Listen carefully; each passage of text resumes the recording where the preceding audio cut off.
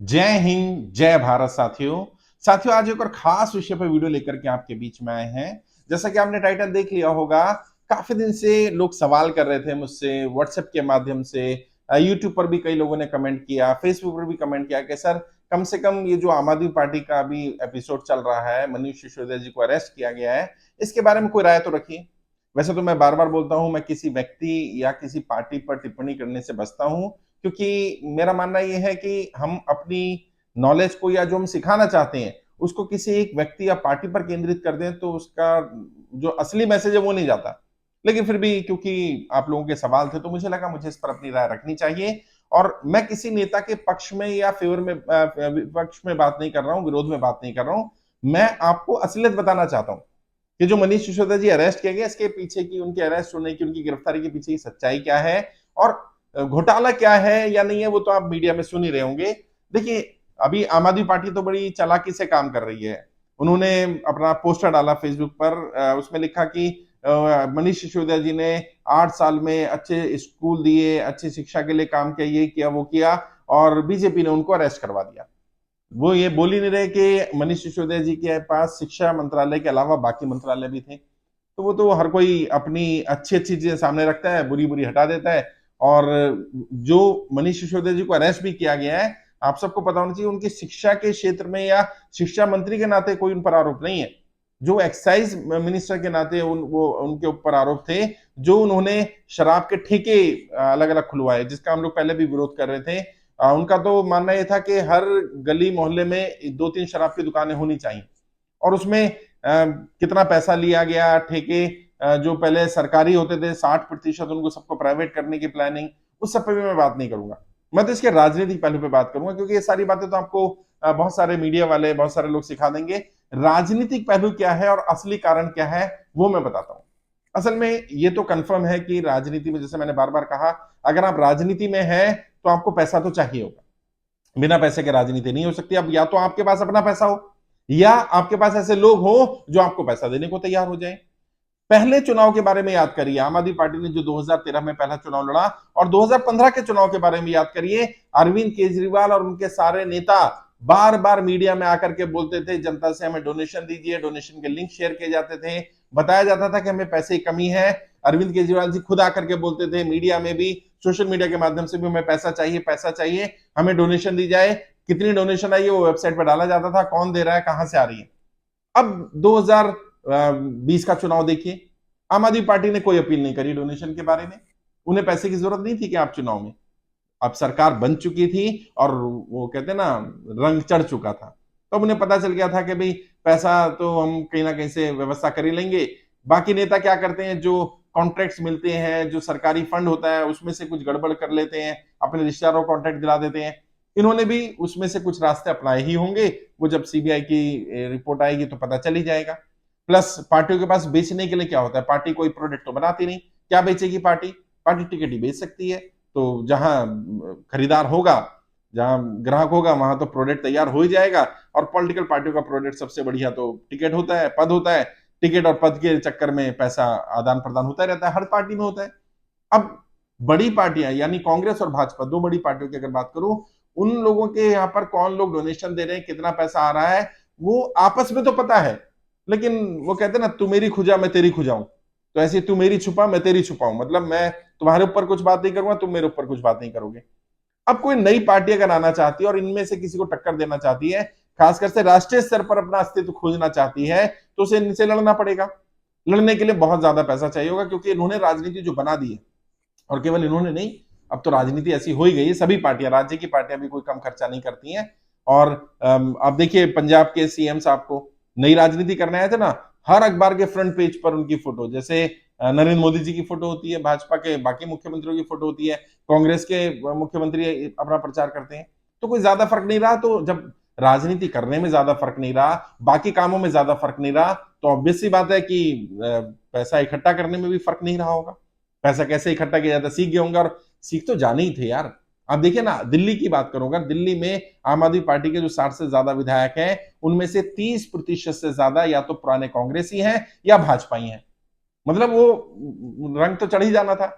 और ज्यादातर लोग जो पार्षद बने, अभी अभी तो आप देखिए डिप्टी मेयर जो बनाया गया वो पुराने कांग्रेस से रहे हैं और वो किसी पार्टी में जाते हैं कोई ना कोई पद मिल जाता है। तो और कोई डिजर्विंग था नहीं और कोई ऐसा व्यक्ति नहीं था जिसको जिम्मेदारी दी जा सके, लेकिन कोई डीलिंग हुई होगी। इतनी बड़ी जिम्मेदारी अगर डिप्टी मेयर की दी जाएगी तो ऐसी थोड़ी ना दे दी जाएगी। पार्टी को पैसा चाहिए, नो डाउट। अब पैसा आएगा कहां से? पैसा दो सोर्स से आ सकता है। एक तो मैंने कहा जनता से आ सकता है, आप अपील करें। अब आम आदमी पार्टी ऐसी कोई तो अपील करती नहीं है और मुझे नहीं लगता कि अब उतना डोनेशन जनता देती है, और जनता से एक या दो बार ही लिया जा सकता है, बार बार लिया भी नहीं जा सकता। अब अरविंद केजरीवाल जी ने पहली बार पैसा लेकर के सरकार बना ली, अगली बार जल्दी रिजाइन कर दिया और शहीद साबित किया अपने आप को, और फुल मेजोरिटी, थंपिंग मेजोरिटी में, मतलब क्लीन स्वीप करके सरकार बनाई, तब भी डोनेशन लिया। उसके बाद इन्होंने डोनेशन नहीं लिया। ऐसा नहीं है पैसे की जरूरत नहीं थी, लेकिन पैसे की जरूरत कहीं और से पूरी होने लगी थी, कुछ और सोर्सेस तैयार कर लिए गए थे। टिकट की भी मांग होने लगी थी क्योंकि पार्टी का टिकट की वैल्यू हो गई थी और पद की भी वैल्यू हो गई थी, और साथ साथ जो कॉन्ट्रैक्ट्स वगैरह होते हैं उसमें भी जो शेयरिंग रहती है वो होनी शुरू हो गई थी। अब क्या हुआ? अब बड़ा बनना है, राष्ट्रीय स्तर पर जाना है, या इन बड़ी पार्टियों को टक्कर देनी है, तो दो विकल्प है आपके पास। या तो आप ब्लैक में पैसा इकट्ठा करो, 2 नंबर में पैसा इकट्ठा करो, मतलब कैश में पैसा इकट्ठा करो। अब अगर आप कैश में इकट्ठा करोगे तो जो इनमें से सत्ता में होगा वो आपके ऊपर अटैक कर देगा, यानी आपको अरेस्ट करवा सकता है, आपके ऊपर ईडी की रेड हो सकती है, सीबीआई की रेड हो सकती है, क्योंकि आप ब्लैक मनी इकट्ठा कर रहे हो। और साबित हो ही जाएगा, आप कितने ही मोबाइल फोन तोड़ दो, 7 मोबाइल फोन क्या 70 भी तोड़ दो, सिम भी तोड़ दो, आप लैपटॉप में से डाटा डिलीट कर दो, कंप्यूटर से डिलीट कर दो, डिलीट कुछ नहीं होता साहब, सब पब्लिक डोमेन में आ ही जाता है। जब आपने गड़बड़ की है तो आ ही जाएगा।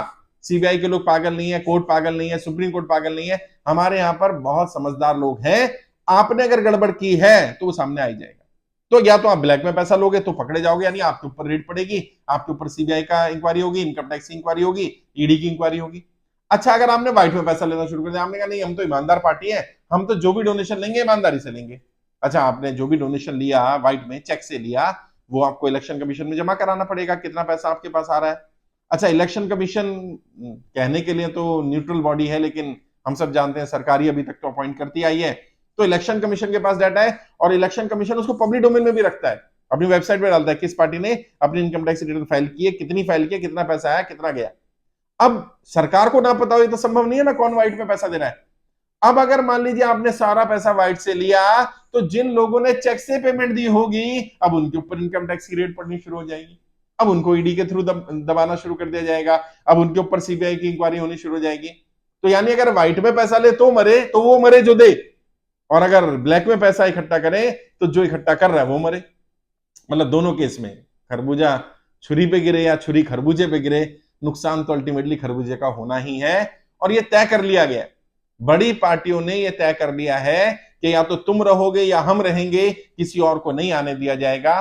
और इसमें कोई बुराई नहीं है, मैं राजनीतिक रूप से इसमें कुछ बुरा नहीं मानता, नैतिक रूप से हाँ इसको गलत कह सकते हैं कि आपने इक्वल प्लेइंग फील्ड नहीं दिया, तो इक्वल प्लेइंग फील्ड तो कभी होता ही नहीं है। आप कहते हैं इंडिपेंडेंट को भी वही सुविधाएं मिलती हैं जो पार्टी के लोगों को मिलती हैं। अच्छा, अगर मनीष सिसोदिया जी उप मुख्यमंत्री नहीं होते, एक पार्टी के पैसे वाली पार्टी के, आम आदमी पार्टी नहीं अमीर आदमी पार्टी के अगर संयोजक के खास नहीं होते, तो क्या supreme court same day hearing कर लेता है? इतने महंगे महंगे वकील, किसी ने पूछा वो जो वकील गए मनीष सिसोदिया जी के लिए, उनकी फीस कितनी होती है, वो एक हियरिंग के लिए कितने लाख रुपए लेते हैं, और वो पैसा किसने पे किया होगा, कहां से आया होगा वो पैसा?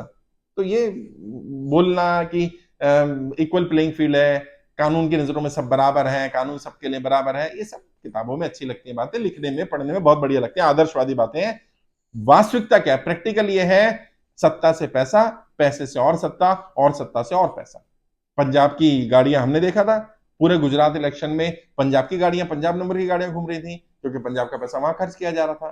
तो ये तो होगा, किसी पॉलिटिकल पार्टी को अगर अपने आप को बड़ा बनाना है तो ये तो करना पड़ेगा। और हमने देखा ना, जब पंजाब में जिस बड़ी कंपनी ने 1000 करोड़ रुपए से ऊपर का डोनेशन आम आदमी पार्टी को दिया, उसके प्लांट्स पर रेड होनी शुरू हो गई, उनके इनकम टैक्स की रेड, सीबीआई की रेड, ईडी की रेड, ये तो रहेगा।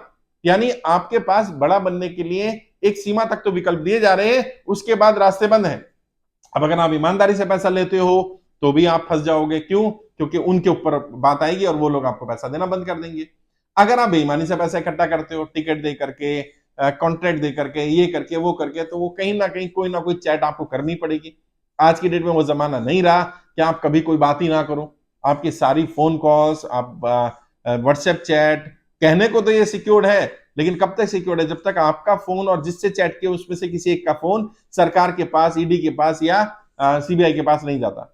जैसे ही किसी एक का भी फोन चला जाएगा, तुरंत ये वो चैट को निकाला जा सकता है, रिट्रीव किया जा सकता है, और जितना भी डाटा आप डिलीट करते हैं, आपको लगता है कि मैंने डिलीट कर दिया, मैंने फोटो डिलीट कर दी, मैंने वीडियो डिलीट कर दी, फोन से कर दी, लैपटॉप से कर दी, डिलीट कुछ नहीं होता। डिलीट का सीधा सीधा अर्थ होता है आपको अब दिखना बंद हो जाएगा, आपको ये चीज नहीं दिखेगी, लेकिन वो रहती है, उड़ नहीं जाती है। मान लो आपने फोन में से डिलीट कर दी कोई वीडियो, फोटो, चैट, तो दिखनी बंद हो गई, आपको उड़ थोड़ी गई, कहां गायब थोड़ी हो गई। बैकएंड पर, सर्वर पर तो सब कुछ अवेलेबल है। जब तक वो बैकएंड से सर्वर से डिलीट ना करें, और कोई भी कंपनी बैकएंड सर्वर से कुछ चीज डिलीट नहीं करती, क्यों? क्योंकि ये उनका जो कहते हैं ना एंड टू एंड इनक्रिप्टेड है, कि वो एंटर नहीं करेंगे उसमें जब तक कि सरकार ना इंटरवीन करे।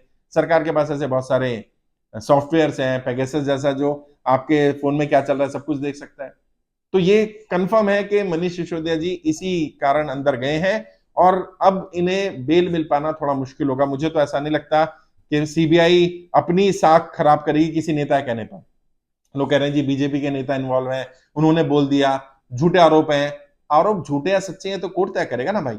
आप कैसे मान लेते हो आरोप झूठे हैं सच्चे हैं? और आप तो ईमानदारी का दावा करने वाली पार्टी, जो ये कहती थी ईमानदारी है, और वो इस्तीफे मांगते थे खड़े होकर के, शीला दीक्षित जी का इस्तीफा मांगते थे, केंद्र सरकार का, प्रधानमंत्री का। जांच बाद में होगी, पहले इस्तीफा दो, यही थ्योरी थी ना। सत्येंद्र जैन जी इनके मंत्री 9 महीने से जेल में थे, लेकिन मंत्री थे। जब सुप्रीम कोर्ट से डांट पड़ी तो मनीष सिसोदिया को भी इस्तीफा ले लिया, और सत्येंद्र जैन से भी ले लिया। पहले भी ले सकते थे यार। अगर आदर्श स्थापित करना है तो सिर्फ बोलने के लिए आदर्श है। और किसको मूर्ख बना रहे हो? जनता, और दिल्ली की जनता को आपको लगता है वो मूर्ख बन जाएगी?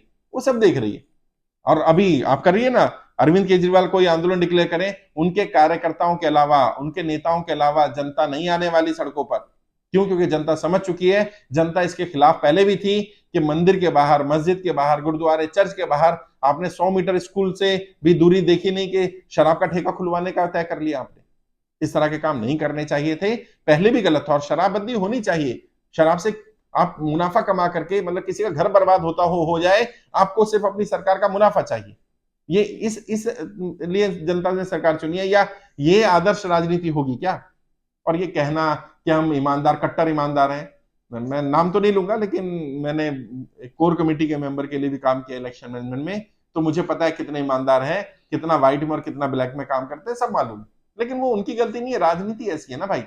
जब राजनीति इतनी खर्चीली बना दी जाएगी, जब लाखों करोड़ रुपए खर्च होंगे विधायक का चुनाव लड़ने के लिए, और इलेक्शन कमीशन की लिमिट बहुत कम होगी, तो ईमानदारी से तो व्यक्ति काम नहीं कर सकता। ऐसे ऐसे लोग हैं जो 2-2 करोड़ रुपए इलेक्शन में खर्च कर रहे हैं, और 2000 वोट भी नहीं पा रहे, वोट नहीं मिल रहे हैं, लेकिन पैसा खर्च हो रहा है। और वो ऑब्वियस सी बात है, व्हाइट में नहीं आया होगा, व्हाइट का पैसा नहीं होगा, और व्हाइट में खर्च नहीं हो रहा होगा, वो बेईमानी से आया होगा।